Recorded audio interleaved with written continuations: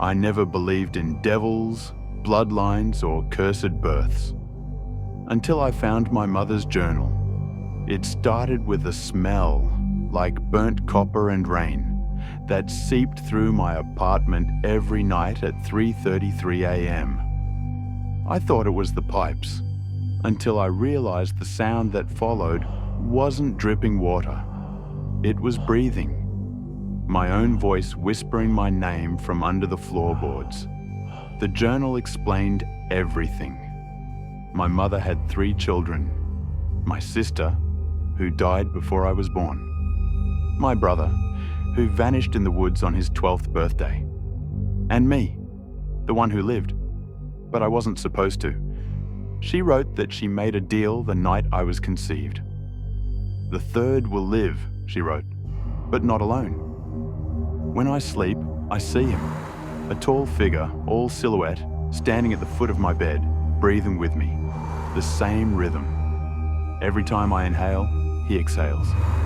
At first, I thought it was just sleep paralysis, until I started waking up outside, in the woods behind my building, barefoot, covered in ash. Once, I found my phone recording on its own. The video showed me standing perfectly still in the dark, my lips moving, whispering a name over and over. It wasn't mine. The final entry in my mother's journal said, "When the third child learns his name, the bloodline ends." I never knew what that meant until last night. The breathing stopped, finally. The air went still. I thought I'd won. But then I heard the knock. 3 knocks, slow, and a voice, my voice, from the other side of the door whispering, "You're ready, brother." Now I'm watching this footage back, trying to remember when I started recording again. The camera's timestamp says 3:33 a.m. The frame is shaking, and behind me, I can see something move. I think it's smiling. It looks like me.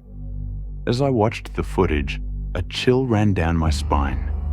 The darkness behind me seemed to deepen, and the air felt heavier. I tried to shake off the feeling, but I knew I couldn't ignore it any longer. I decided to investigate the woods where I had woken up, hoping to find some clue that would explain the events. As I stepped outside, the air was thick with an eerie silence. The woods loomed ahead, dark and foreboding. With each step, I could feel the presence behind me, lurking in the shadows. The trees whispered, and the wind carried faint, indistinct voices. I could feel the weight of my mother's journal in my bag, its pages heavy with secrets. Deeper into the woods, I stumbled upon an old, abandoned cabin. The door creaked open as if inviting me in. Inside, the air was thick with dust and the scent of decay. And there, in the corner, I found an old mirror, covered in cobwebs. As I wiped the glass clean, I saw not just my reflection, but the figure from my dreams standing behind me. I turned quickly, but nothing was there. The mirror, however, began to fog up, and as it cleared, I saw flashes of memories. Scenes from my past, and glimpses of a dark, hidden history that I had never known. With each revelation, the presence grew stronger, and I realized that the only way to end this was to confront the truth, to discover the name that would break the curse. As the night deepened, I knew that the journey would be perilous. I had to uncover the secrets of my family and face the dark legacy that awaited me, fade out with a haunting melody. As the night wore on, I delved deeper into the cabin's secrets. Each discovery unraveled another layer of the curse. The mirror showed glimpses of my mother's past and the deals she made, revealing that the figure haunting me was not just a manifestation of darkness, but a fragment of a bloodline that had been cursed for generations. In a final confrontation, I faced the figure in the mirror. The room grew colder, and the shadows twisted and writhed.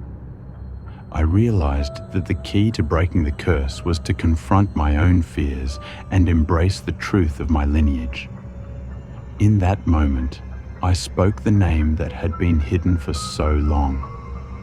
The figure let out a scream that echoed through the cabin, and then silence. The curse was broken. As dawn broke, I stepped outside, the woods now calm and peaceful.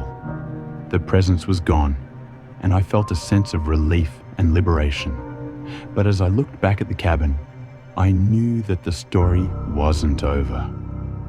The legacy of Satan's third child would continue to unfold, and I had to share my journey.